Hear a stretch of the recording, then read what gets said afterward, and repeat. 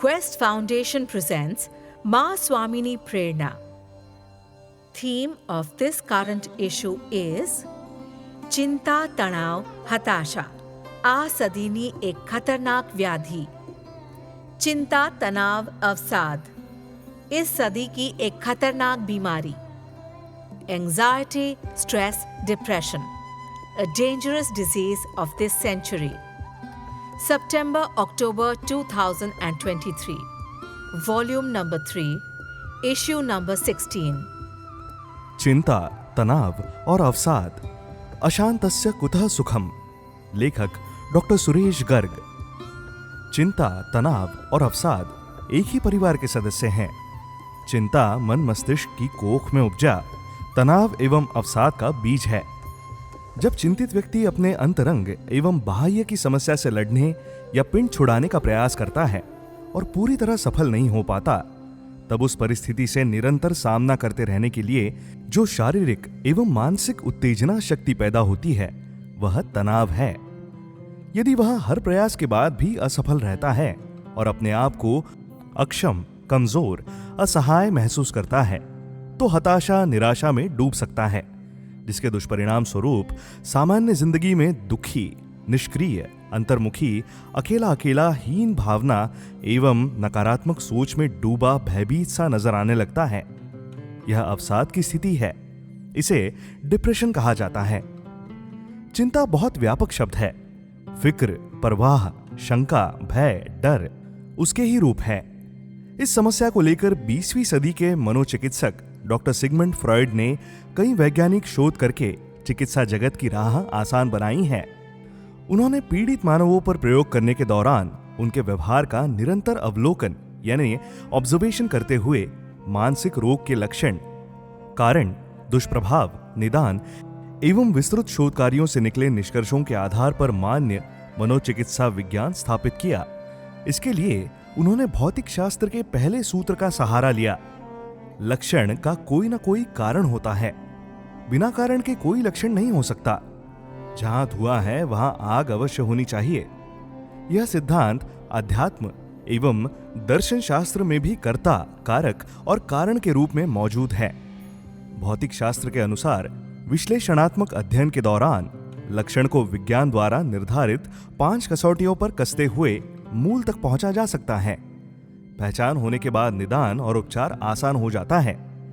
Doctor Freud के अनुसार मानव जब तक मां की कोख में रहता है, तब तक वह भौतिक यानी कि मायावी सृष्टि से अनभिज्ञ एवं अछूता रहता है। बिना कुछ करे और सहे वह 9 माह नितांत निश्चिंतता से गुजारता है। लेकिन पैदा होते ही उसे अचानक जिस बदले असंतुलित, प्रदूषित पंचतत्वों के विशेष घुटन भरे अप्रत्याशित नारकीय वातावरण यानी ठंड, गर्मी, स्पर्श, दबाव, चोट, सांस में घुटन आदि के आघातों का सामना करना पड़ता है। उनसे अपने आप को बचाए रखने के प्रयास से उपजी मनोवृत्ति का नाम चिंता है। मतलब मानव पैदा होते ही जिंदा एवं सुरक्षित बने रहने की एक विशेष आंतरिक लालसा शक्ति चिंता से जीवन भर के लिए ग्रसित हो जाता है। इसी दिमागी आघात को बर्थ ट्रॉमा यानी पैदाइशी आघात कहा जाता है, जिसे नवजात सहते हुए रोने के रूप में प्रकट करता है और कई बार ना सह पाने पर दम तोड़ देता है।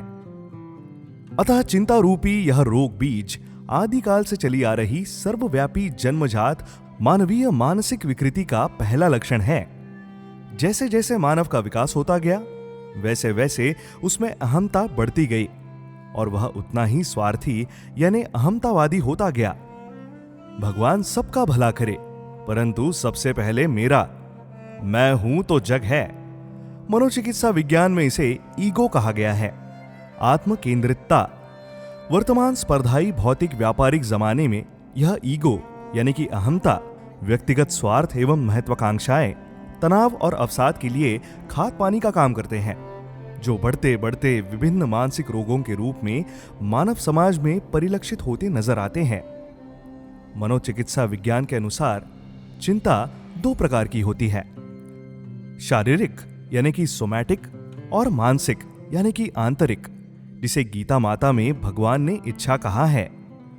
इच्छा तू द्विविधा, एक इच्छा सत यानी कि ईश्वर के प्रति आध्यात्मिक होती है, और दूसरी असत यानी सांसारिक भोगों की। एक आत्मीय और दूसरी मन, बुद्धि, चित्त एवं इंद्रिय जनित, जिसे अध्यात्म में काम यानी कामना कहा गया है, जो क्रोध, लोभ और मोह का जनक होता है, जिससे चिंता, तनाव और अवसाद उपजते हैं।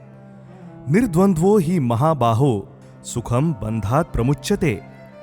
कामना भी दो प्रकार की होती है, एक आत्मीय यानी ऊर्ध्व गति, जो मानव को अध्यात्म की ओर ले जाती है, और दूसरी सांसारिक यानी अधोगति स्वरूप, उसे भोग विलास की तरफ ले जाती है।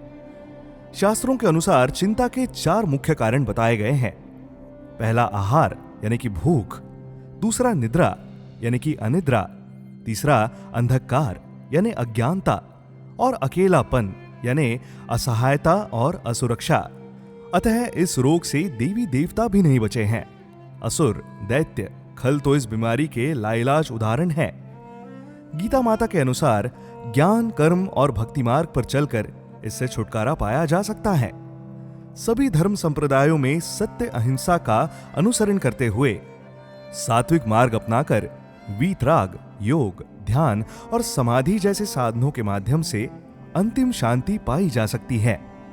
मतलब सादा जीवन, उच्च विचार। वरना भौतिक जीवन में शारीरिक कारणों के लिए मनोचिकित्सा विज्ञान के कई जटिल निदान और उपचार हैं। भौतिकवादी पश्चिमी समाज में यह समस्या चरम पर देखी जा सकती है। वहां शायद ही कोई व्यक्ति मनोचिकित्सक के पास जाने से बचता है, जबकि आध्यात्मिक भारत में इसका इलाज भारतीय सांस्कृतिक सात्विक जीवन पद्धति अपनाते हुए कर्म एवं भक्ति मार्ग पर चलने से प्राकृतिक रूप से होता रहता है।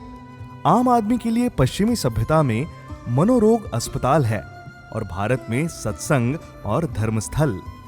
गीता माता में कहा है, अशांतस्य कुतः सुखम। Love the vibe?